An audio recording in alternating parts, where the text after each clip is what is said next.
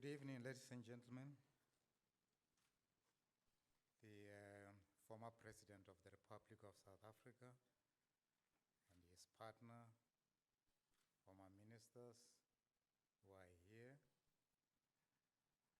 the members of the Diplomatic Corps who are present, the Vice Chancellor of the University of Johannesburg, Professor Rensberg, and your colleagues at this university, the leadership of MISTRA, the board.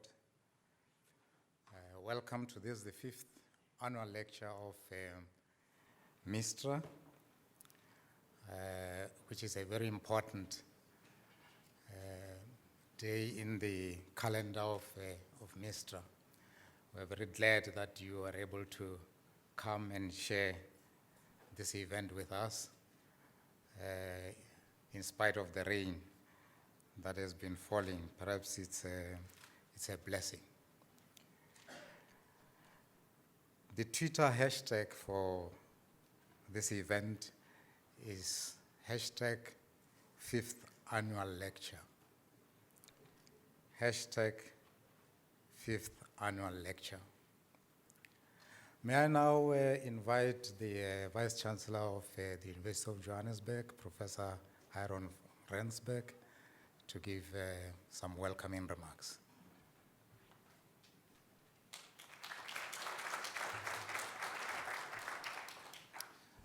Good evening, ladies and gentlemen. Sanibonani, Tober. To affirm Afrikaans, goeienaand, dames en heren, especially in the present context in which we find ourselves. Let me begin by acknowledging my former boss, Dr. Mangena, under whose stewardship, that is together with our former boss, our former minister, Subsidies. Well, okay, before Kada, but Kada Asmal, we worked very hard in the Ministry of Education. So I want to acknowledge my former boss in particular. Allow me also, ladies and gentlemen, to acknowledge His Excellency, the former President of the Republic, and Mrs. Motlanthe. Allow me also to acknowledge the Chairperson and CEO, as well as members of the board and executives of our partner institute this evening, MISTRA. Allow me also to acknowledge Excellencies, ladies and gentlemen. It's indeed a very special privilege and a great honor to extend a warm welcome to our keynote speaker this evening, who has traveled all the way from New York, the island of New York, I should say. I'm reminded that when we hosted also a keynote speaker during the annual Nelson Mandela lecture, the keynote speaker was traveling all the way from France. And he had a similar situation as yours, Professor Chibber. But we are delighted to have you here, and we all look forward to learning from you, especially in light of the 2 seminal works that you have published. The post-colonial theory and the specter of capital, as recent as 2013, and locked in place state building and late industrialization in India in 2003. I know that you will be introduced in some detail. And in both of these works, it's self-evident that you make an excellent effort, a commendable effort at restoring class analysis to the core of the political economy of development. And it's really there where I want to offer just very brief remarks as we get ourselves going this evening. The first observation that I wish to offer is that universities and think tanks, in particular MISTRA, are even more vital and critical institutions right now than they could have been 50 years ago or 100 years ago. it is self-evident that extreme poverty and extreme opulence, combined, shall I say, with state capture from the right, provides the ingredients for opportunity. It provides the ingredients for opportunity for deeper, more substantial critical reflection on the questions that face our nation, our region, our continent, indeed our planet. And there are two issues in play in that conversation, at least at macro level. The first of these is that human society is in a substantial crisis. It is so precisely because of the coexistence of extreme poverty and extreme opulence. In our nation state, 40% of our people live in poverty, 20% of whom live in abject poverty, and 5% live in extreme opulence. It's self-evident that the harmony that the Constitution of the Republic has sought to create and the possibility of the new society that is sought to create is at risk. It is at risk because it will be increasingly unable to hold the center. The second challenge that we're faced with is that our planet is in peril, that the development path of the North, continued by our peer nations in Asia, in particular China, that continuing on that track as our continent grows from 1.2 billion to a 4.2 billion population over the next 2 generations, continuing down that path will see our planet simply collapse. And so these issues, disharmony and crisis in human society and nation states being placed at risk, the idea of the nation state being placed at risk, and the disharmony between nation states, human society, on the one hand and our planet on the other, that is the stuff for reflection and consideration. And that places our universities and our think tanks outside of our universities at the core, at the center of contributing substantially to conversations of alternative futures. Because it is not inevitable. Indeed, nothing is inevitable. It is not inevitable that this direction continues. And so the challenge remains, obviously, outside of universities and think tanks. The challenge to mobilize civil society, to challenge established civil society organizations, to build community-based organizations, to challenge our dominating parties with the kind of scholarship and thinking that will take our nation, our nations, our world, our planet forward. And so it's on that note that I extend our very warm welcome and sincere appreciation that you have been able to find time to join us for this very important conversation this evening. And having scanned the books, I think we all would benefit extraordinarily from this evening's conversation. So, warm welcome. Thank you very much, Chair.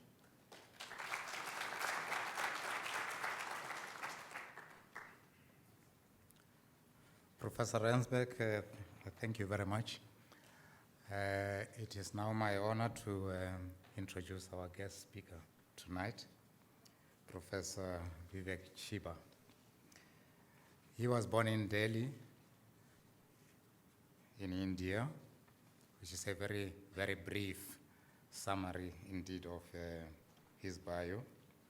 and he obtained his PhD through the University of Wisconsin in the United States, and currently holds tenure as a professor at New York University. He has published widely, with his most recent book called Post-Colonial Theory and the Spectre of Capital, sparking widespread debate on post-colonial theories and approaches.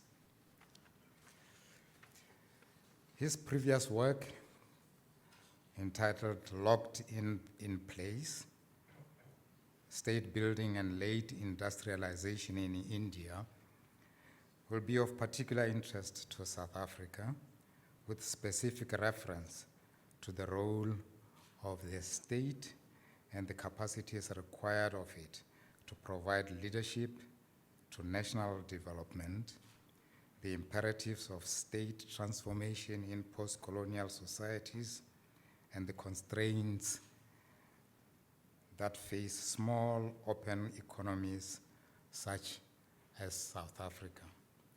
That is his brief bio, as I said. But tonight, Professor Chibber will address us on the topic, State and Business in Post-Colonial Societies. What lessons can South Africa draw from the contrasting experiences of India and South Korea? Professor Chibber, it's my pleasure to invite you to the podium.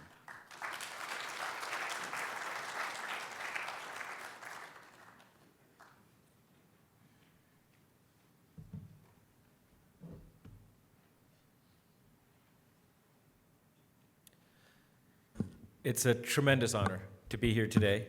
A tremendous pleasure to be back in South Africa. This is my third trip, and every time I've been here, I feel I've learned so much. And to see comrades, colleagues, well-wishers, students in the audience, to have MISTRA organize this, to cooperate with the University of Johannesburg, and with all the very honored guests and delegates here, it's really quite humbling and quite an honored experience for me. What I thought I would do today is MISTRA had asked me to say something about the prospects for development in a country like South Africa and what the lessons from previous attempts, both successful and less successful, might have to offer to a country like South Africa. And indeed, I think there is much to be learned from the experiences of other countries coming out of the colonial era. Now, South Africa, of course, is one of the last ones to experience a liberation struggle and a kind of, at least an internal decolonization, if not an external one.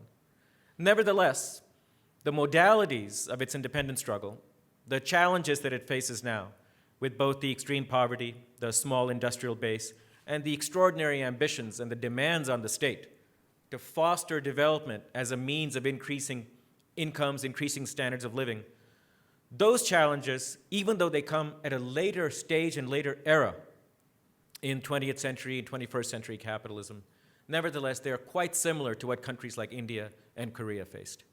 It seems to me that there is, in fact, quite a bit to be learned, therefore, from these older, more venerable efforts, and I'd like to say something today about one particular dimension of that, which is a central dimension, and that has to do with the role of the state in fostering industrialization.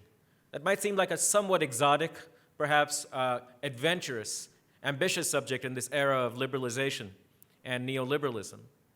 But it would be folly to think that even today, despite the rolling back of the state, that a role for the state has either become irrelevant or that the state, in fact, has become absent in any role from development, because, in fact, even in the countries that are today called neoliberal, even in the countries that have privatized and rolled back regulations, any kind of industrial policy, even in those countries, states play a crucial role in the actual nitty-gritty of industrialization, even though it's quite often hidden from view, and thereby not always of the form that a democratic country would like to take.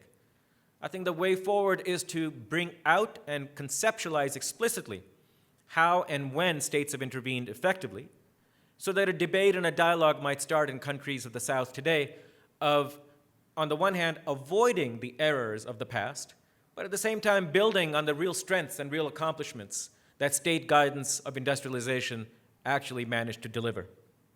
Now, why India and Korea? I think the reason is these countries are exemplars in some very important respects. They both have something in common. They both have in common a certain set of ambitions and a certain set of mechanisms that they put in place which South Africa can learn from.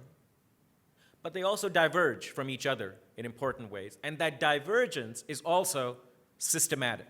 And what I mean by systematic is it has identifiable sources, and the reasons for the divergence and the dimensions in which they differ from each other are also representative of the same follies and same differences that many other countries experienced.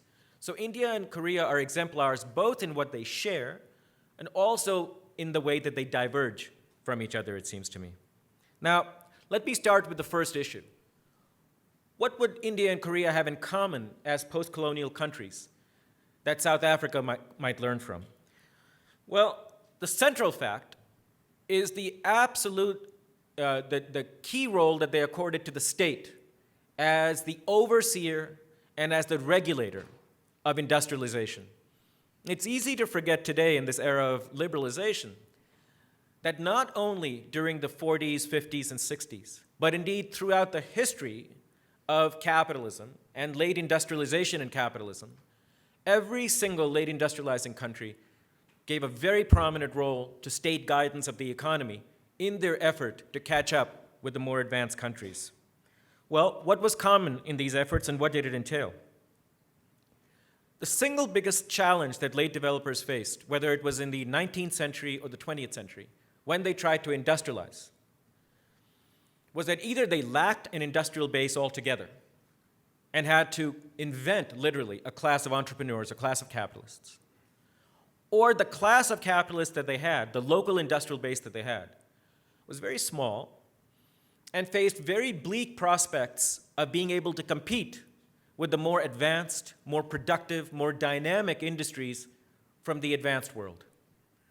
In order, therefore, to find some way of industrializing under these settings, in all of the late developers, what they found was that local industry could not survive if it was exposed to the rigors of international competition at a very early age. Either foreign capital would come in and squelch the very emergence of local industry, or if local industry were exposed to it, the foreign capital would wipe it out because of its its greater dynamism and greater productivity. In all these countries, therefore, whether it's the United States, whether it's Germany, whether it's France, whether it's Italy, whether it's Japan, or later on the countries that I'm talking about, in all of them, entrepreneurs, industrialists turned to the state for assistance so that they could have the room and the space to grow in order to be able to make their entrance into the global economy. States, therefore, not only kept the background conditions in place for industrialization, they actively helped and abetted the growth of a domestic class of capitalists. This was true in the 19th, and it was also true in the 20th century. But the mechanisms that states used in these two centuries were quite different. In the 19th century, what states basically tried to do was to fuel and in some way encourage local industry through indirect means. And what I mean by indirect means is they tried to create the conditions where local industry could make profits where it otherwise would not without the state. And the main way they did this was through some kind of subsidy. These subsidies could be, and usually were indirect. And indirect subsidies basically means they set up various forms of protection for local industry against foreign competition. That's a kind of subsidy because what that inevitably meant was that these industries could charge higher prices to local consumers than the products coming from foreign industries. So basically this was a transfer of resources from the local population into the pockets and into the firms of capitalists because the local population was having to pay higher prices than it otherwise would have. That's a kind of indirect subsidy. But they also subsidized by providing cheap credit, low interest rates, easy access to finance, All of these were conditions which without the state could not have existed. Okay, so that was the kind of 19th century helping hand of the state. The 20th century, by which I mean after World War I, but really starting in the 1930s and 40s, the 20th century carried over all of these mechanisms of tariff protection, of cheap subsidies, cheap loans, but they added to it a very important dimension, which changed even the goal of state intervention. In the 20th century, not only did states try to help industry indirectly by creating healthy conditions for its growth and efflorescence, the difference in the 20th century was the state also tried to intervene directly and affect the investment decisions of firms themselves. Whereas in the 19th century, they would, as they say, throw money at these firms, but leave the investment decision to the firm to do with it whatever they wanted. In the 20th century, states also tried to influence the flow of investment and the quality of the investment. There are various terms for this. It's sometimes called industrial policy, sometimes it's called industrial planning. But what was common to it was a move away from macro-level state intervention to micro-level state intervention.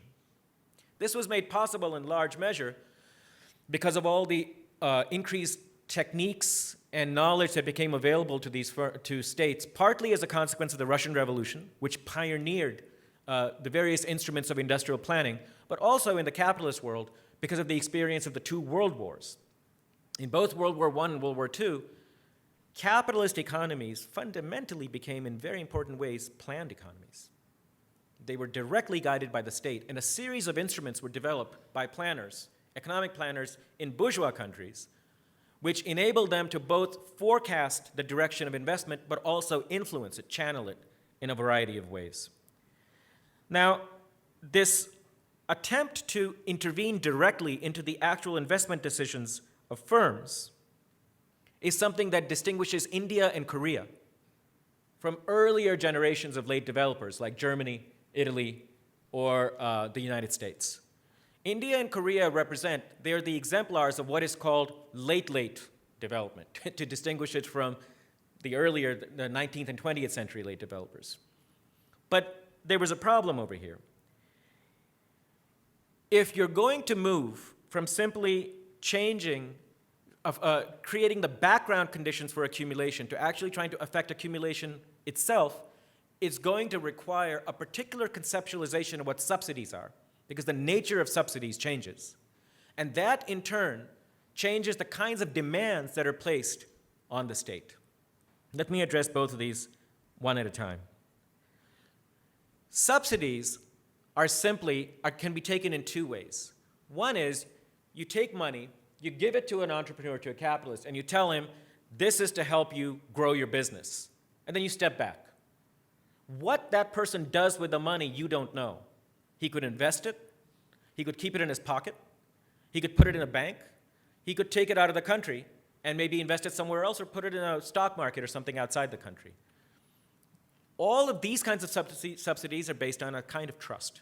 In effect, it's a gift. It's a gift to the capitalist from the public, from the community. It says, we will trust you to do what you want with this money. That's what the 19th century was. For that, the state has to have certain capacities to do it effectively. Not every state can do it. In particular, what the state needs to have is enough taxing and extractive capacity to have the finances to run all the programs it wants for ordinary fiscal policy, and on top of that, have money left over to hand over to capitalists. So it has to develop some kind of tax base, some kind of revenue base, and that's something that cannot be taken for granted. Now, many states in the 19th century did not have that. States in the 20th century do not have that. The successful late developers were the ones who could generate such capacity on the part of their governments. But once you go to actual industrial planning, the nature of subsidies changes. They go from being gifts to becoming something quite different, which is something akin to contracts. And let me explain why. When I, as a state, give a capitalist, an entrepreneur, money, and I'm not saying to him, make of this what you will. I'm saying to him, I now expect you to invest this in the steel sector, or in automobiles, or in chemicals. I am trying to now affect the actual flow of investment. But if I am to know that my money, as a planner, is in fact going into the sector that I have prioritized, I cannot simply leave it to trust. Because the industrialist might have designs and priorities of his own which do not accord with the priorities of the planner. And indeed, this is why countries felt they needed planning, because what they found was that the income structure and the economic structure of late developing countries was such that capitalists could easily make gigantic profits for themselves, but by investing in lines, in products and industries that had very few beneficial effects for overall growth and development. They could create little enclaves for themselves. They could invest and produce luxury products. They could invest and produce very niche markets, which had very high markups, but no real connection to the rest of the economy. Knowing that capitalists have an incentive to take the money and do with it activities that are highly profitable but not conducive for development, planners had to know that the money they were giving to these entrepreneurs were going into the sectors that had been targeted. Now, for that to happen, that money, that subsidy, has to be seen as kind of an agreement, that I give you protection and subsidies which you wouldn't otherwise have, but in exchange, you do with them what we agreed you would do, which is instead of investing it in luxury hotels, you invested in a steel plant. Now the subsidy becomes something that's not a gift, but a contract. Okay, if you have subsidies and protection and state regulation simply as gifts, it requires certain abilities on the part of the state, which I said earlier. Just you need to have enough revenue to be able to give it to industrialists. But if you're going to look at them as contracts, you need to have capacities over and above the simple extraction of taxes from society. You also have to have the capacity to, as it were, impose some discipline on your local industry so that you know what they're doing with their money. You have to be able to monitor them, first of all.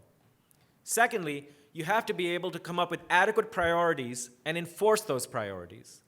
And in order to enforce the priorities, you need to have some mechanism in place to punish industry if it doesn't do what you've asked it to do. Punish how? Well, the first thing that comes into mind is you'll jail them. No state did that. There are other grounds you might want to jail your industrialists. Not abiding by the contract is not always the best one. But the typical punishment was, next time you come for a subsidy, you don't get it. I will give you money this first time around, and I will monitor you to see what you do with it. The second time around, when it's time to renew the subsidy, we have a performance criterion, and if you don't meet the criterion or criteria of performance, you don't get it, somebody else does. That's a kind of discipline. But in order to be able to impose discipline like that, your government needs to have the right kinds of agencies which are empowered to monitor regulation, to monitor industry. It needs to have enough internal communication to be able for the industries to, the agencies to coordinate amongst themselves about who to prioritize, what to prioritize, who to give the monies to. And then you need to have enough political will and enough information inside the state to know who to discipline and when to discipline. All of these are an added set of capacities that states need to have. Now, just as in the 19th century, some states had the capacity to generate subsidies and some did not, so in the 20th century, some states had the capacity to discipline their industrialists while others did not. And this is where the India and Korea experience comes in a different way. Whereas both India and Korea had the ambition to foster industry through state subsidization and did have the taxing capacity, just as South Africa does, to generate the revenues to help local industry, they diverged in one important respect. Korea did have the capacity to also impose discipline on its firms. And one result of that was the most rapid industrialization the world had ever seen over the course of a 30-year period. Because firms now not only got lots of money to invest in lines, they were also forced to make sure that they were the lines most conducive to economic development, and also that the monies were being routinely put into the best practice techniques and the most dynamic forms of equipment and machinery.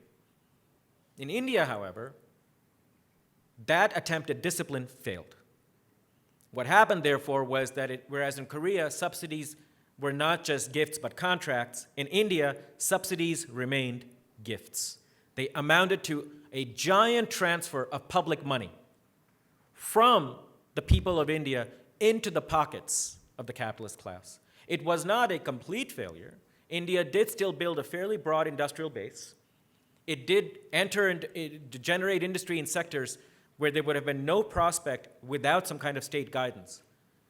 But the dynamism of the industry, its rates of growth, its linkages with other sectors remained much, much short of what expectations had been and didn't come anywhere near the success of South Korea. So this is the divergence. And the question for us is, why? Why was it that the Indian state was not able to have the capacity to impose discipline on its capitalist class, whereas the Korean state was? This is where politics comes in. It had been assumed in mid-century that whatever capacities the state needed in order to be able to carry out its tasks were capacities that it would be able to generate for itself. And the reason is the two most powerful agencies, constituencies in any capitalist economy, which is the domestic bourgeoisie and the state, had reasons to consider this a common project, a project that both sides wanted. The state wanted to foster rapid industrialization, and rapid industrialization could only, of course, mean the rapid growth of a class of domestic capitalists. And, of course, the capitalists themselves would look favorably on any state policy designed for its own expansion. So it was assumed that whatever capacities the state needs, if it needs to be able to monitor, if it needs to be able to discipline, industrialists would say, absolutely. Go ahead and get these capacities, develop these abilities, develop the agencies that will be able to carry it out, and then we will both march forward together into the new industrial future. But what happened was that the inability of the Indian state to develop the capacities to discipline its class of industrialists was no accident. And ironically, the attempt to generate those capacities were scuttled, were undermined, and were attacked by the industrialists themselves.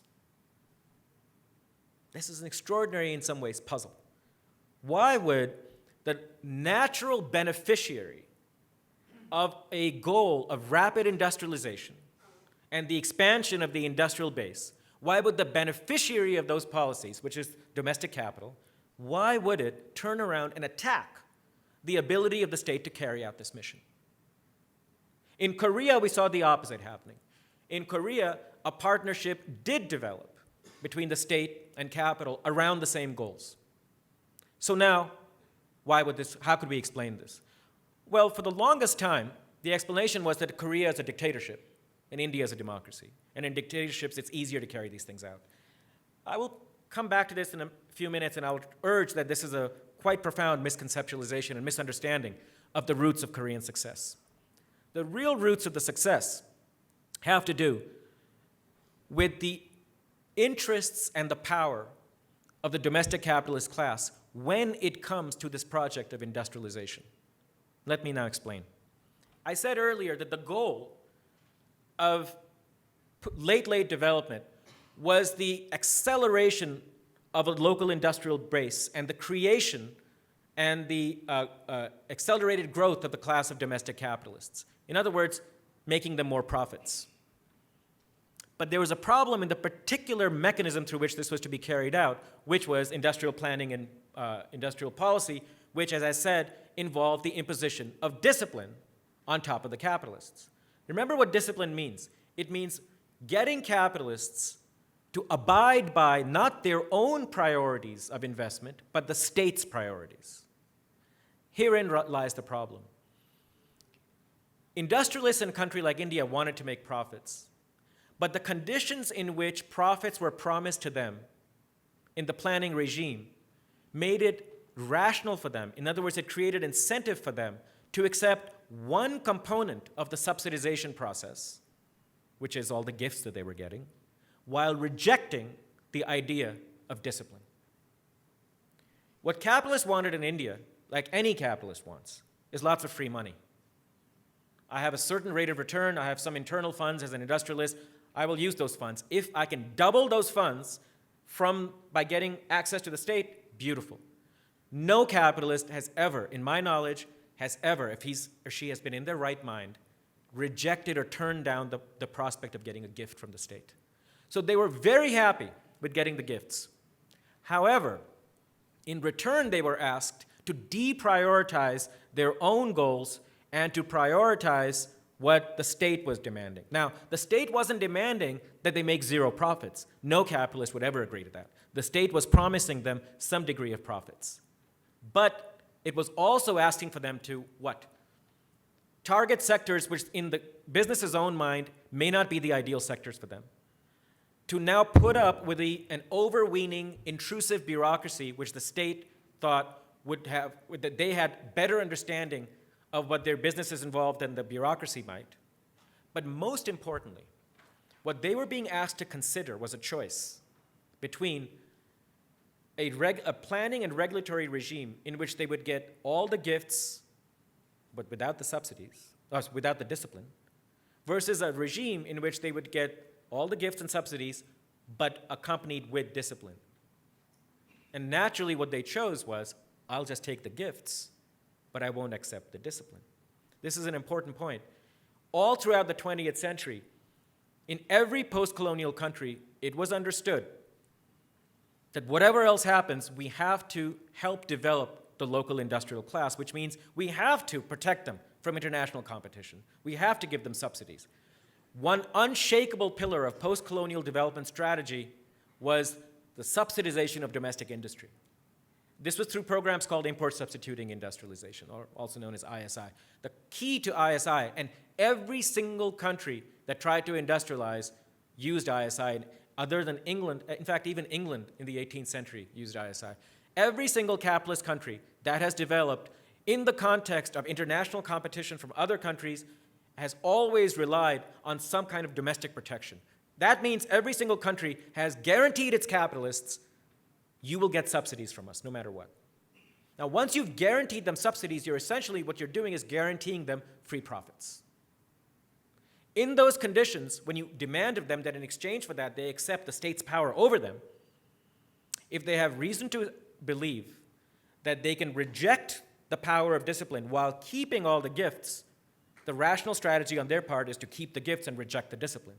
This is what Indian capitalists did. The fact that import substitution offered them basically guaranteed profits made it reasonable for them, as capitalists, to reject all the conditions that were being attached to those gifts. Okay, if it was rational for them, okay, so what did they do? In the 5 to 10 years after independence, when India announced a very ambitious regime of industrial planning, the capitalist class, which was quite big, bigger than the South African capitalist class in 1994, when South Africa got its liberation. The Indian capitalist class said, we love the idea of planning, but here's what we mean by planning. What we mean by planning is you protect us from international competition, basically 19th century planning. What we reject is the idea that you get to tell us what to do. So they launch an attack on the planning regime. And this is no ordinary group of people. This is not a group of peasants or a group of indigenous or a group of even shopkeepers. It is the most powerful economic agent in any capitalist society because they control the rhythm, the purse strings, the heart of growth in that economy, which is investment. What they did was a two-step measure. They went on an investment strike for 5 years. They sent the post-colonial economy into a tailspin. And they basically said to Nehru and the Indian National Congress, you back off from your planning measures, we will recommence with our investment. And there's this fantastic speech that Nehru gave in which he said, our industrialists seem to be like a group of children. They seem to go into a panic every time we talk about planning. Don't they understand this planning is for them? But in the end, he relented, and he pushed back all the designs to restructure the state, to endow it with the capacities to be able to demand discipline from capitalists. And what the Indian state ended up being was a state very good at pouring public money into private pockets, but very bad at having those people to whom the money had been given owe anything in return. Then, why then did this not happen in Korea? Korean capitalists were also rational. Korean capitalists were also promised subsidies and free profits. Why then did they partner up with their state? The reason is the Korean state, in addition to providing protection to its capitalists, also persuaded them or forced them to agree to something added to what the Indian capitalists were doing, which is to have a go at export markets. Korean capitalists from a very early stage agreed that they would not simply make their profits from behind the protection of the tariff barriers and tariff walls and the cheap subsidies that they were getting from the Korean state, but they would also commit to success and expansion in American, primarily American, but also European markets. Now, the thing about those export markets was, unlike domestic markets, which were protected and essentially free profits, export markets were highly competitive. In order to survive in those markets, Korean firms had to have the latest techniques, the most dynamic firms, the best practice forms of types of machinery, and the best practice kinds of business organization. So now when the state said to them, in exchange for these subsidies, you must also establish linkages with other sectors. You must engage in best practice techniques. These Korean firms had it in their interest to actually be as dynamic, as competitive as the state was asking them to be. Whereas in India, there was no reason to be competitive because you were behind, essentially protected in free profits. The reliance on competition in export markets changed the incentive structure for Korean capitalists so that they had it in their interest not only to accept the gifts, but also to upgrade in much the same way that the state was asking them to upgrade when it's asked them for discipline.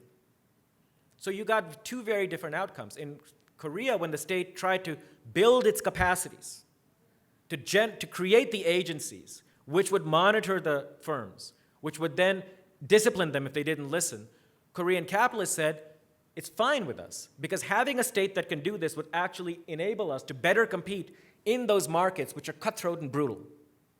In the Indian case, there was no such threat, and anything that the state tried to do to impose its will on industrialists was seen as an imposition, an unnecessary imposition which they pushed back against. The result, therefore, was a divergence in outcomes. In Korea, the planning regime results in a very dynamic, incredibly fast-growing industrial sector, rising incomes, rising per capita income, rising standards of living, because the state is able to control its domestic bourgeoisie.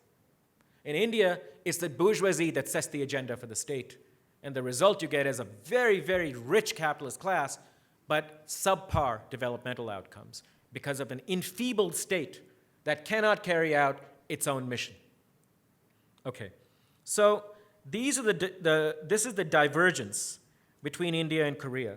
The question for us now is, what lessons does this hold for South Africa? Well, the obvious lesson is the following.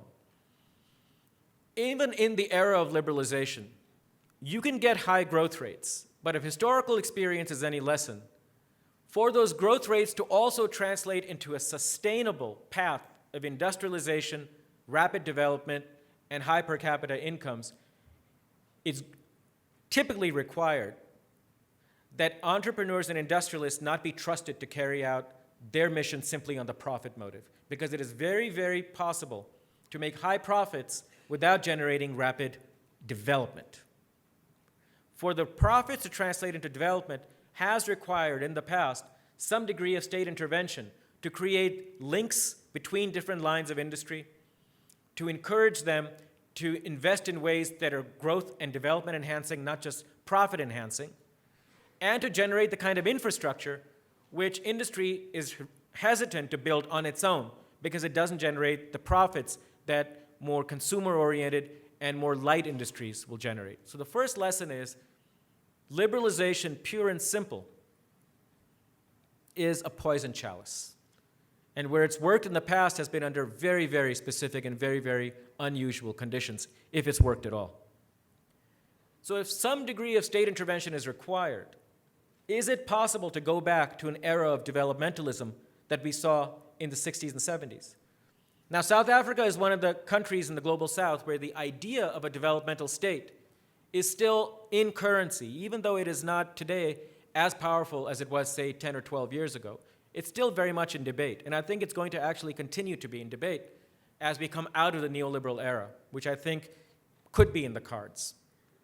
If South Africa, therefore, is to embark on some kind of government, state intervention in the economy, even if it isn't the full-fledged developmentalism that we saw in the 60s?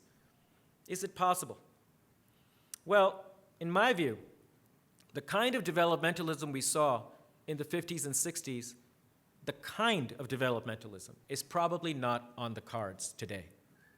A couple of reasons for this. As I just explained with the India-Korea case, the essential determinant of Korea's success was that it had a domestic class of industrialists who were willing to abide by a planning regime, some kind of disciplinary planning regime.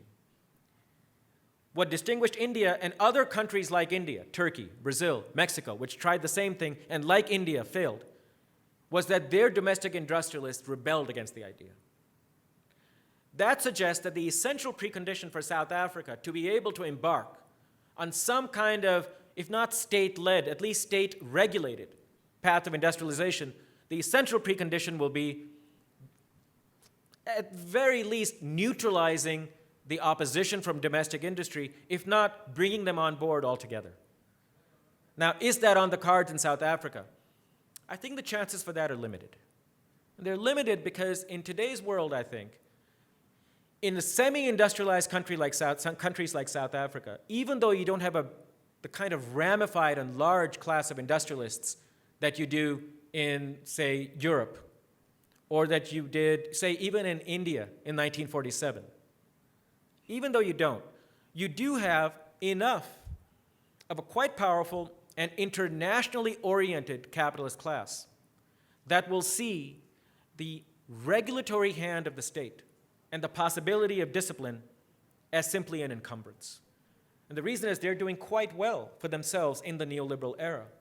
And because they're very large firms, because they have enormous economic clout, they also have, therefore, political clout, which means that on their own, they may not be too willing to do it.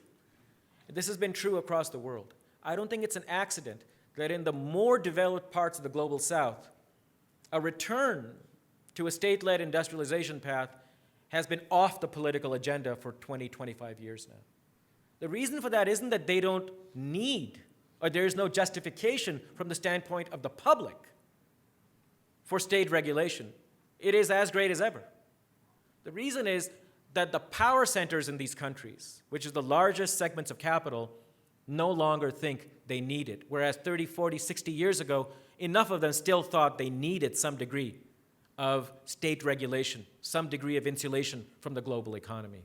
They're much less willing today to accept discipline than they were before. So does that mean, therefore, that the era of any kind of state guidance of capitalist development is over, and the only choice we have now is this liberalized neoliberal path? I would caution against that. Let me go back to the logic of my argument. The logic of my argument is that in any capitalist economy, you have to contend with the political power of the capitalist class. In India and Korea, the fulcrum on which their success turned was how the capitalist class reacted to this agenda on the part of the state to regulate. In India, because the capitalist class was unwilling to abide by it, the state had to step back. It had to step back because it was unable to overcome the resistance on the part of this class. This suggests that the key is one of two things: either bringing the class to your side as the state, or if you cannot bring it to your side, to overcome its resistance. Well, in a capitalist economy, there is a means of overcoming capitalist resistance, and that was done in another set of countries, which also relied on some degree of state intervention, which are not looked at as much in the development literature because they're considered to be advanced countries. But I suggest you ought to look at them because when they embarked on their path of industrialization, they were also semi-industrial countries. And that has to do, the example here is countries like Japan, countries like France, countries like some of the Nordic countries, which embarked not on an authoritarian developmental path like Korea, but on a more social democratic, labor-led path of development. And what was common to all of these countries was that A, their domestic capitalist class, much like the Indian, was not very happy with the idea of a heavy hand on the part of the state. But unlike India, which, somewhat like South Africa, and I hope nobody kills me for saying this, demobilized its labor movement, unlike these countries, the European countries, the states in these countries rested on a mobilized labor movement, which, because it posed a threat to everyday making of profits on the part of business, was able to put demands on the table for greater regulation, for greater planning, for more discipline on the part of capitalists, which they had to agree to because of the power that labor was able to bring to the table, and the state was able to rely on that mobilized power. This brings me now to the final point. What I'm saying here is the very opposite of what the development literature tends to say, which is that the Korean success story can be attributed to the fact that it was a dictatorship. Now, there's an intuitive plausibility to this argument. The intuition is discipline sounds like punishment. Punishment is an authoritative act. Because it's authoritative, if people have fewer freedoms, you can punish them more easily, and therefore, having an authoritarian state means you can have a Korean-style developmentalism, which is a problem for countries like South Africa, because they're democracies. So how then, if you're a democracy, can you have any kind of developmentalism? This argument rests on a fundamental error, and that error is that curbing the power of capital requires, or let me put it differently, having an authoritarian state curbs the power of capital. Think about that for a second. For that to be true, it would have to be the case that capital's power flows through the channels of democracy. That for industrialists to have their political clout with the government, they must use the institutions of parliament, or elections, or freedom of speech, or freedom of assembly. None of that's true. The power of capital flows directly from its control, its unilateral control over the investment decision. It flows directly from the fact that it holds the purse strings, not only to economic growth, but also to politics, funding elections, funding politicians, bribing them if need be. The power of capital owes nothing to democracy, and this is why for 300 years, capitalists everywhere and always fought against the expansion of democratic rights. What authoritarianism curbs is not the power of capital, but the power of labor. It's labor that relies on democratic institutions, not capital. An authoritarian country, therefore, is a country in which it is not the power of industrialists that has been curbed. In fact, the power of industrialists will be advanced and enhanced because the key channels that they use to influence governmental decisions are all still in place. And because the power of labor is decreased, the relative power of industrialists is enhanced even more, disproportionately. In Korea, therefore, what we can say is the Korean state succeeded in disciplining its industrialists not because it was authoritarian, but in spite of it. Now, you might say, this sounds like a cock and bull story. Look at the record of developmentalism in the post-war era. There are 4 cases of unimpeachable success when it comes to industrial planning that everybody agrees were successful. 2 of them were authoritarian, Taiwan and Korea, but 2 were democracies, France and Japan. The empirical case for linking authoritarianism to a developmentalist agenda is quite weak. At best, you can say it's half of the cases we know. Conceptually, as I've just said, theoretically, there's no reason to think that taking away people's rights gives less power to capitalists. Actually, it increases their power. What this means, therefore, is that democracy need not be an impediment to imposing discipline on capital. Indeed, let me make the strongest possible argument, it can actually be an advantage. And the reason is simple. When you're giving them subsidies in South Africa with the people's money, with the public exchequer, through the public exchequer, what you are essentially doing is taking money from ordinary citizens, working people, and handing it to a class of highly privileged entrepreneurs. Now, if you in public come out and say, this is our money, your money, that we're giving to them, and we are going to hold them publicly accountable, and if they do not abide by this, we have the mandate from the people to discipline them, to punish them in some way, that is actually an enormous lever to use against the depredations and the private and highly narrow priorities that industrialists might have. This is what the labor-led developmentalisms that we saw in the West relied upon. It was not the crushing of democracy that enabled them to discipline capital, but its efflorescence, relying on these democratic institutions, on the power of unions, on the power of the press, on the power of the public. So it seems to me, if the key to installing some degree of a regulated, state-led developmental path is overcoming the resistance of business, the best way around it, the best way to do so is through relying on the natural base of parties like the ANC, which is the labor movement that led them to power. But the final proviso is this: if you're going to do that, it'll have to be a different kind of developmentalism. It'll have to be a developmentalism which does not see the interests of local industry as the priority, but as a necessary constraint, as something that has to be used as an instrument, so the priority can be the interests and the needs of your actual base, which is the labor movement and the power of working people that you're relying upon. That will be a developmentalism insofar as it is enhancing and accelerating the rate of industrial growth.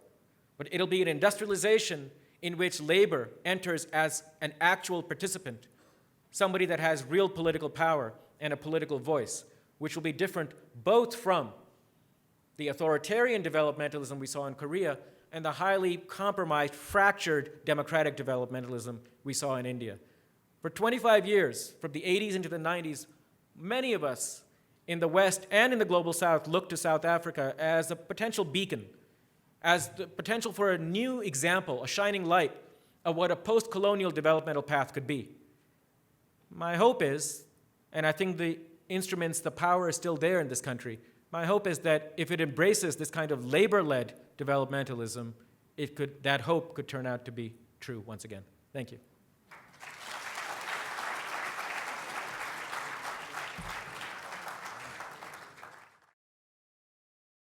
The University of Johannesburg. Rethink, reinvent.